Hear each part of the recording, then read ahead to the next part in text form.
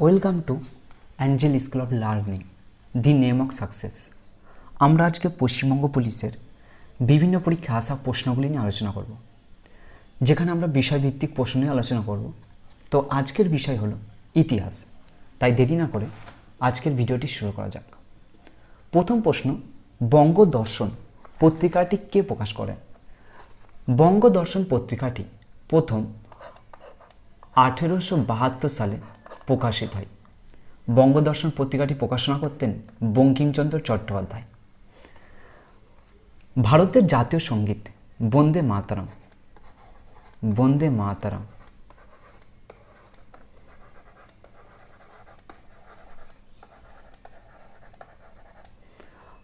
বঙ্কিমচন্দ্র চট্টোপাধ্যায় 1875 সালে রচনা লেখেন, কিন্তু এই গানটি প্রথম আত্মপ্রকাশ পায় 1882 সালে আনন্দমঠ উপন্যাসে।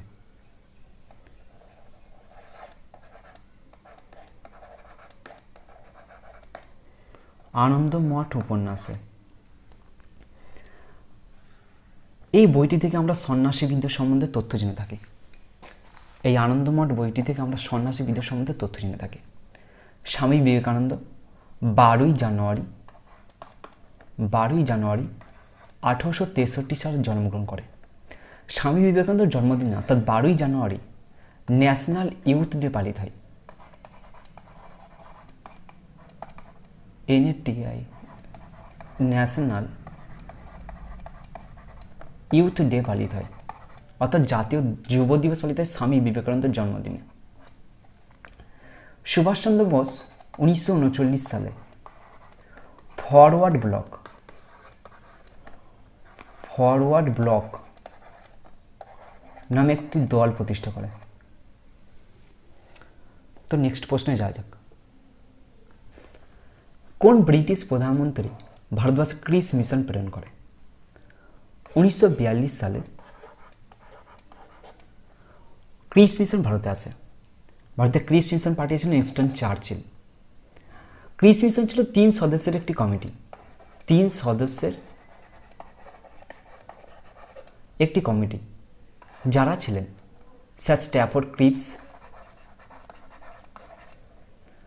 A.V. আলেকজান্ডার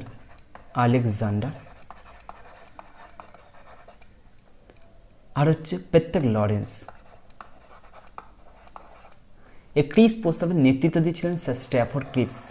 এই স্ট্যাফোর্ড ক্রিপসের নাম অনুসারে ক্রিপস মিশনের নামকরণ করা হয়। এই মিশনের মূল উদ্দেশ্য ছিল, অর্থাৎ ক্রিপস প্রস্তাবের মূল উদ্দেশ্য ছিল ভারতের ডোমিনিয়ন টেটাস।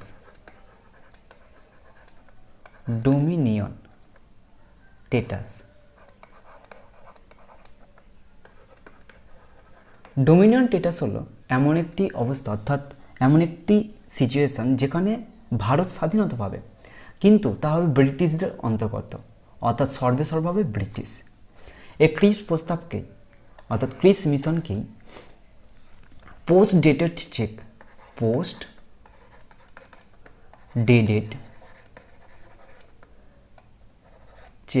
CAGQUE বলে আখ্যায়িত করেছেন গান্ধীজি, অর্থাৎ ফেল করা ব্যাংকের সাথে তুলনা করেছেন গান্ধীজি।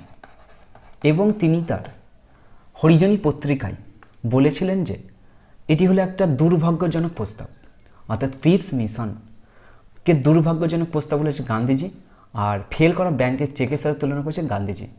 এই প্রস্তাব ভারতে প্রেরণ করেছিলেন উইনস্টন চার্চিল, তার নেতৃত্ব দিয়েছিল ক্রিপস। পরের প্রশ্ন, সিন্ধু সভ্যতাকে আবিষ্কার করে?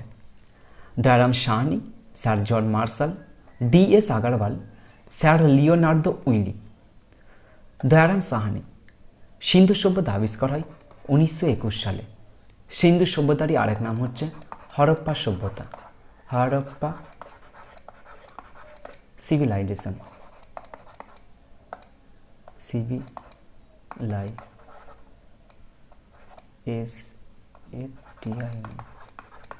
সিভিলাইজেশন। কারণ সিন্ধু সভ্যতা প্রথম যে শহরটি আবিষ্কৃত হয়েছিল সেটা হরপ্পা, তাই হরপ্পা সভ্যতা আরেক নাম হচ্ছে সিন্ধু সভ্যতা, বা সিন্ধু সভ্যতা আরেক নাম হচ্ছে হরপ্পা সভ্যতা। হরপ্পা হচ্ছে রাভি নদীর তীরে অবস্থিত। পরের প্রশ্ন, কংগ্রেসের প্রথম মহিলা প্রেসিডেন্ট কে ছিল? সুচেতা কৃপালিনী, বিজয়লক্ষ্মী পণ্ডিত, সরোজিনী নাইডু, রাজকুমারী অমৃতা কৌর। কংগ্রেসের ভারতের জাতীয় কংগ্রেস অর্থাৎ ইন্ডিয়ান ন্যাশনাল কংগ্রেস 1885 সালে প্রতিষ্ঠিত হয়, যেটি প্রতিষ্ঠাতা করেছিলেন অ্যালান অক্টাভিয়ান হিউ, যাকে আমরা এ ও হিউ নামে জানি, যিনি ছিলেন একজন ব্রিটিশ অফিসার, অর্থাৎ তিনি উচ্চপদস্থ কর্মচারী পদে ছিলেন। তিনি এই ভারতের ন্যাশনাল কংগ্রেস জাতীয় কংগ্রেস প্রতিষ্ঠা করেছিল, যেটি প্রতিষ্ঠিত হয়েছিল 1885 সালে। তৎকালীন ভাইসরয় পদে ছিলেন লর্ড ডাভরি।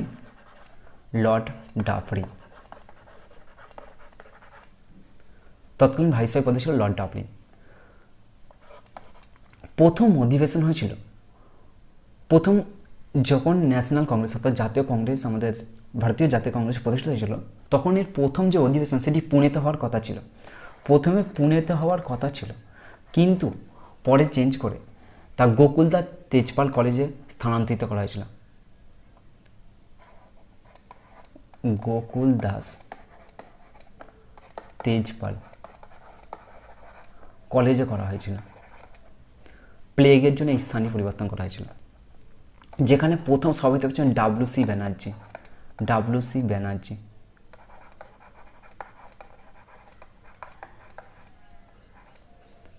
তাহলে কংগ্রেসের প্রথম সভাপতি ছিলেন উমেশচন্দ্র ব্যানার্জি। কংগ্রেস প্রতিষ্ঠিত হয়েছিল 1850 সাল, বহুবার জিজ্ঞাসা করেছে। এই প্রতিষ্ঠাতা ছিলেন Allan Octavian Hume. Lord Dufferin ছিলেন তৎকালীন ভাইসরয়। কংগ্রেসের প্রথম মহিলা প্রেসিডেন্ট, প্রথম ভারতীয় মহিলা প্রেসিডেন্ট। কংগ্রেসের প্রথম যদি মহিলা প্রেসিডেন্ট জিজ্ঞাসা করে থাকে, অর্থাৎ কংগ্রেসের ফার্স্ট ওম্যান প্রেসিডেন্ট যদি জিজ্ঞাসা করে থাকে, তাহলে হবে অ্যানি বেসান্ত, যিনি 1917 সালে প্রেসিডেন্সি করেছিল। স্থান ছিল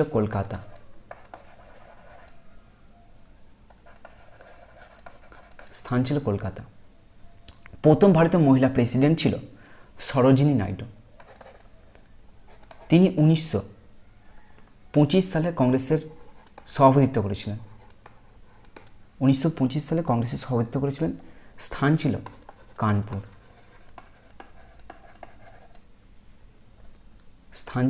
কানপুর। আর একটা বহুবার জিজ্ঞাসা করেছে 1924 সালে কংগ্রেসের সভাপতিত্ব করেছিল গান্ধীজি, যেটি ছিল গান্ধীজির জীবনে একমাত্র কংগ্রেসের সভাপতিত্ব। অর্থাৎ গান্ধীজি এর আগে কোনো দিনও সভাপতি হননি বা পরেও হয়নি। তাই 1924 সালে গান্ধীজি সভাপতিত্ব করেছিল কংগ্রেসের। স্থান ছিল বেলগাঁও অধিবেশন। বহুবার জিজ্ঞাসা করেছে। তো পরের প্রশ্নে যাওয়া যাক। আলেকজান্ডার যখন ভারত আক্রমণ করেন, তখন কোন রাজবংশ মগধ শাসন করতেন? মৌর্য বংশ, নন্দ বংশ, শিশুনাগ, হর্ষাঙ্গ। আলেকজান্ডার ভারত আক্রমণ করেছিল 327 খ্রিস্টপূর্বাব্দে। আলেকজান্ডার ভারত আক্রমণের সাথে ভারতের প্রতিনিধি হিসেবে তার সাথে প্রথম মুখোমুখি হয়েছিলেন পুরু, পাঞ্জাবের বীর পুরু বা পৌরস বলে আমরা জেনে থাকি, যেখানে 326 সালে পুরু আর হচ্ছে আলেকজান্ডার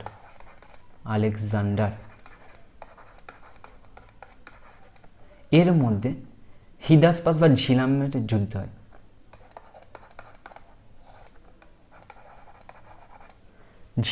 হয়েছিল। আলেকজান্ডার ভারত আক্রমণ 327 খ্রিস্টপূর্বাব্দ। 326 খ্রিস্টপূর্বাব্দে ঝিলামের যুদ্ধ বা হিদাসপাসের যুদ্ধ হয়েছিল। এই ঝিলাম নদীকে গ্রিকরা হিদাসপাস বলতো। যখন ভারত আক্রমণ করেছিল আলেকজান্ডার, তখন মগধে শাসন করত নন্দ রাজবংশ, আর সিংহাসন ছিলেন ধনানন্দ।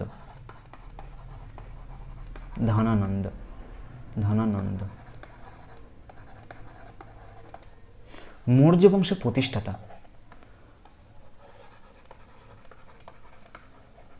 চন্দ্রগুপ্ত মৌর্য।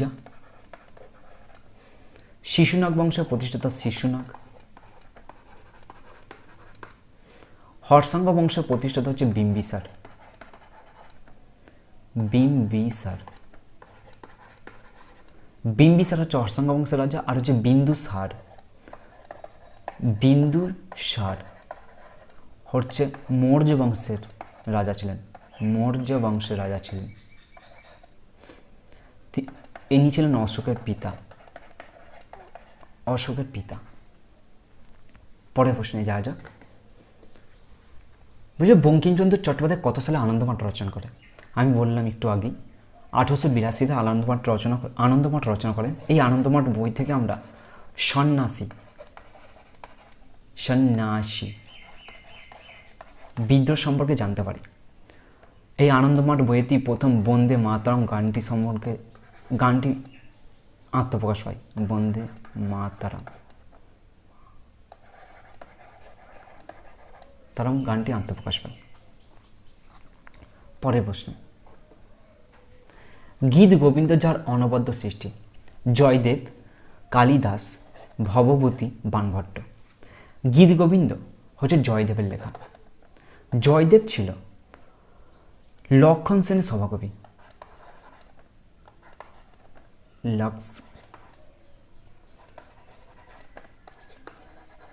লক্ষণ সেনের সভাকবি। কালিদাস ছিল দ্বিতীয় চন্দ্রগুপ্তের, অর্থাৎ বিক্রমাদিত্য, সেকেন্ড চন্দ্রগুপ্ত।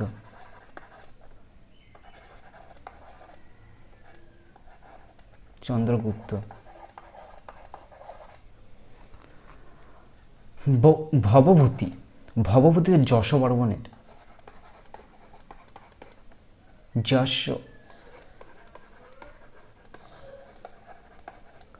সভাকবি। বাণভট্ট ছিল হর্ষবর্ধন।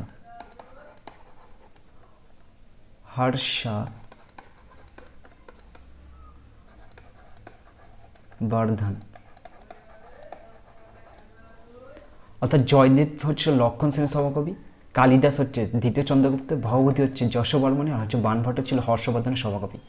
গীত গোবিন্দ বইটি লেখক হচ্ছে জয়দেব। পশ্চিমবঙ্গের কোন জেলায় পলাশীর যুদ্ধক্ষেত্র অবস্থিত? কোচবিহার, বীরভূম, নদিয়া, মুর্শিদাবাদ। পলাশীর যুদ্ধ হয়েছিল 1757 সালে। ক্লাইভ আর বাংলার নবাব সিরাজদৌল্লার সাথে। পলাশীর যুদ্ধের পরই ভারতে ব্রিটিশ সাম্রাজ্য প্রতিষ্ঠিত হয়।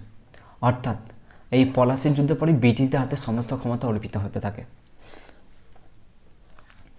পশ্চিমবঙ্গের নদিয়া জেলায়, ভেরি ভেরি ইম্পর্টেন্ট, বহুবার জিজ্ঞেস করেছে, পশ্চিমবঙ্গের নদিয়া জেলায় পলাশীর যুদ্ধক্ষেত্রটি আছে। আমি একটা প্রশ্ন দিচ্ছি, তোমরা কমেন্টে লিখবে।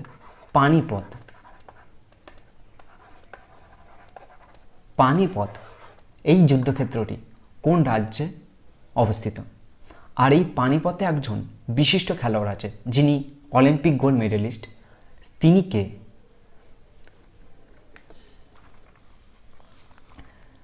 এক সময়কার বাংলার রাজধানী গৌড়ের ধ্বংসাবশেষ পশ্চিমবঙ্গের কোন জেলায় দেখতে পাওয়া যায়? জলপাইগুড়ি, মালদা, হুগলি, বর্ধমান। গৌড়ের প্রধান শাসক ছিল শশাঙ্ক, যাকে গৌড় ভুজাঙ্গ বলা হতো। এর ধ্বংসাবশেষ মালদা জেলাতে পাওয়া গেছে। মালদা জেলাতে। মহাবীর কোন ভাষায় প্রথম বাণী প্রদান করেন? নেপালি, উর্দু, পালি, সংস্কৃত। মহাবীর পালি ভাষায় ধর্মপ্রচার করতেন। মহাবীর ছিল 24তম তীর্থঙ্কর। মহাবীরের আসল নাম ছিল বর্ধমান।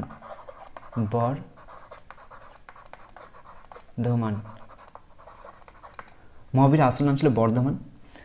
মহাবীরের প্রথম শিষ্য ছিল তার জামাই জামেলি। কত সালে প্রথম বিশ্বযুদ্ধ শুরু হয়? প্রথম বিশ্বযুদ্ধ শুরু হয় কত সালে? 1914, 1947, 1939 না 1905? প্রথম বিশ্বযুদ্ধ শুরু হয়েছিল 1914 সালে, প্রথম বিশ্বযুদ্ধ সমাপ্তি ঘটে 1915 সালে।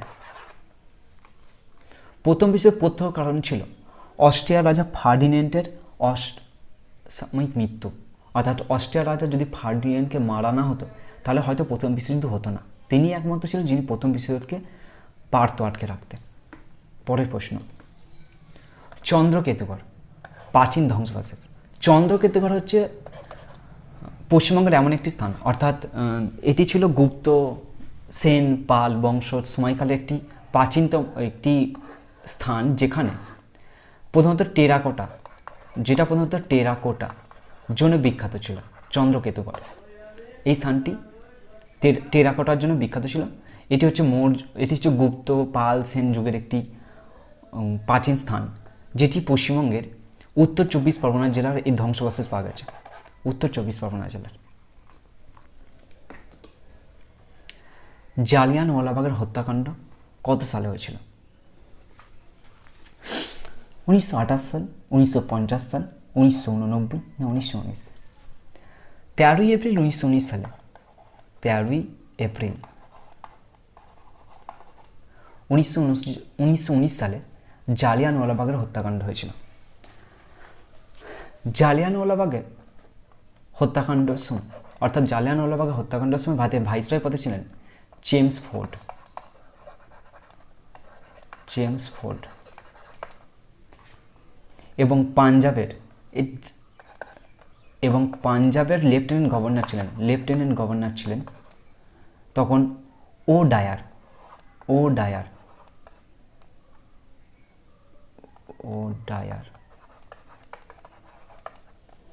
এই ও ডায়ারের নির্দেশে আর ডায়ার, এক সেকেন্ড,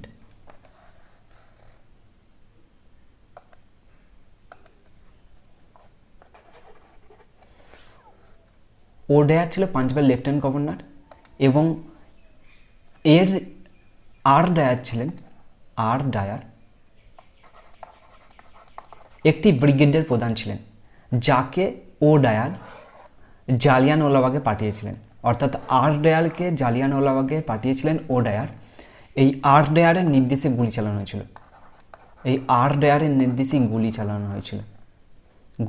হয়েছিল।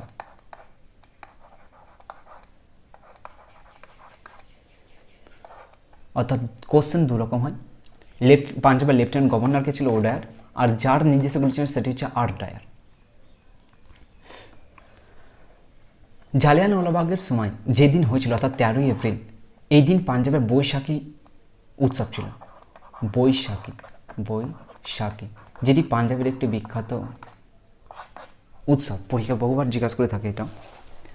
যারই পরিপ্রেক্ষিতে, অর্থাৎ জালিয়ানওয়ালাবাগের হত্যাকাণ্ডের পরিপ্রেক্ষিতে, জালিয়ানওয়ালাবাগের হত্যাকাণ্ড ছিল তৎক্ষণিক অর্থাৎ প্রত্যক্ষ কারণ অসহযোগ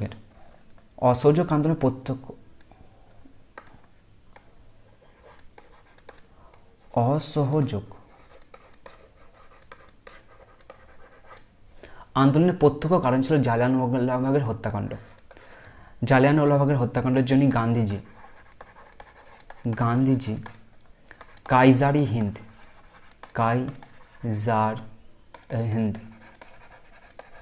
উপাধি ত্যাগ করেন, আর রবীন্দ্রনাথ টেগর স্যার উপাধি ত্যাগ করেন। জালিয়ানওয়ালাবাগ হচ্ছে এমন একটা স্থান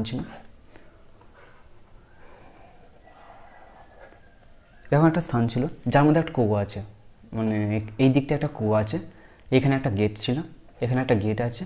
বর্তমানে এটা মিউজিয়াম হয়ে গেছে, যেখানে ঢুকতে এই গেটে ঢুকতে এখানে যেখানে ভগৎ সিং ছবি পাওয়া যায়।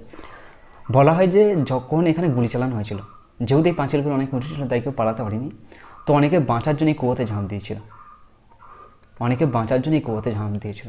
পরে যখন এই কুয়ো থেকে উদ্ধার করা হয়েছিল 27 জনকে উদ্ধার করা হয়েছিল। 27 জন, এই 27 জন তাদের নিজেদেরকে বাঁচাবার জন্য ঝাঁপ দিয়েছিল, অথচ এই 27 জন এমনভাবে মারা গেছিল যারা কুয়োতে ঝাঁপ দিয়ে নিজেদেরকেই আত্মবিসর্জন করে দিয়েছিল। গুলির ভয়ে বাঁচতে গিয়ে নিজেরাই ওখানে মরে গেছিলো। আর এইখানে যে মিউজিয়ামটা বর্তমানে করা হয়েছে না, তো যে কয়েনগুলো আছে না, মানে ওদের তো মেনলি কুর্তা বা জামা এইসবই পরে থাকে, তো তাদের যে পকেটে কয়েন ছিল সেই কয়েনগুলো পাশ দিয়ে গুলি গেছে, ঘেঁষে যে গুলিগুলো গেছে সেই মিউজিয়ামে রাখা আছে ওখানে। তো এটি খুবই একটি খারাপ দুর্ঘটনা ছিল। তো চলো, ফতেপুর সিক্রি শহরটিকে প্রতিষ্ঠা করে আকবর, ঔরঙ্গজেব, হুমায়ুন। ফতেপুর সিক্রি শহর প্রতিষ্ঠা ছিল আকবর। এটি এই ফতেপুর সিক্রি আকবরের রাজধানীতে পরিণত হয়েছিল, একবার ক্যাপিটালে পরিণত হয়েছিল। এটি জিজ্ঞাসা করে থাকে ফতেপুর সিক্রি কার ক্যাপিটাল ছিল? আকবরের। মনুশব্দার প্রথা কে প্রচলন করে? মনুশব্দার প্রথা হলে আকবর। শেরশাহ করেছিল ময়ূর সিংহাসন।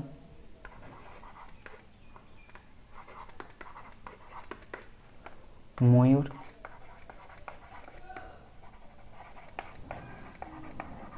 সিংহাসন করেন।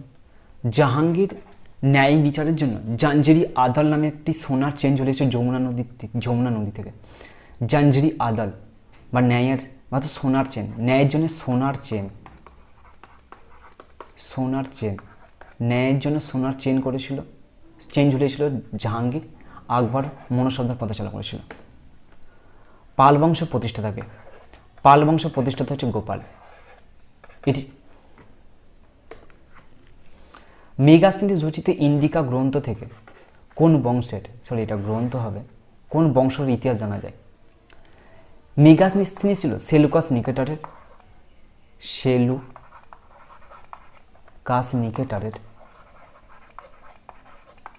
নিকেটারের রাজদূত। সেলুকাস নিকেটার মেগাস্তিনিসকে মৌর্য বংশের চন্দ্রগুপ্ত মৌর্য দরবার পাঠিয়েছিলেন।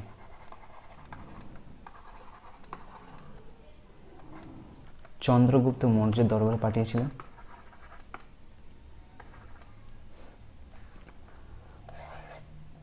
গুপ্ত বংশ প্রতিষ্ঠিত হচ্ছে শ্রীগুপ্ত।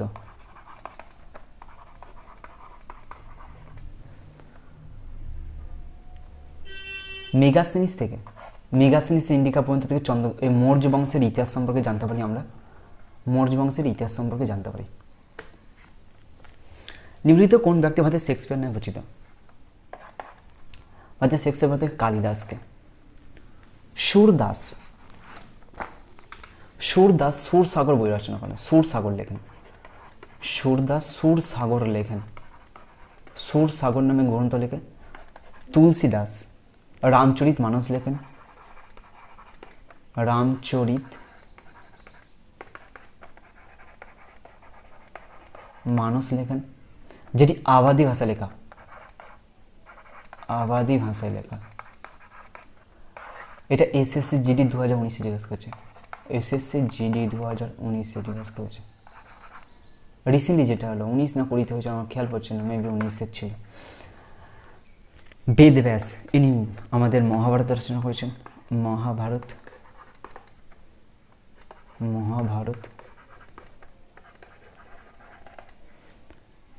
কালিদাসের বহু বই আছে, যেমন হচ্ছে মালবিকা,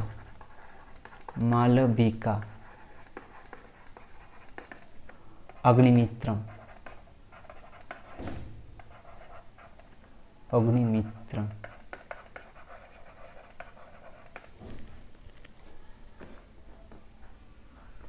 কোন মোগল সম্রাট জিন্দাপির নামে পরিচিত? ঔরঙ্গজেব জীবন্ত সাধু বা জিন্দাপির নামে পরিচিত। ঔরঙ্গজেব জীবন্ত সাধু বা জিন্দাপির নামে পরিচিত। তো আজকের মতো এখানেই। আজকে আমরা এখানে মেবি 20টা মতো প্রশ্ন করেছি। Thanks for watching. আমাদের ভিডিও দেখার জন্য সকলকে ধন্যবাদ। যদি আমাদের কন্টেন্টগুলো ভালো লেগে থাকে অবশ্যই সাবস্ক্রাইব করবেন চ্যানেলটি, লাইক করতে ভুলবেন না, বন্ধুর সাথে শেয়ার করতে ভুলবেন না। এছাড়া আমাদের টেলিগ্রাম চ্যানেলে যুক্ত হতে ভুলবেন না। টেলিগ্রাম চ্যানেলে যুক্ত হবেন। ডেসক্রিপশানে টেলিগ্রাম চ্যানেল লিঙ্ক দেওয়া আছে, যেখানে আমরা প্রতিনিয়ত জিকে দিয়ে থাকি, এমসিকিউ। Thanks for watching. ধন্যবাদ।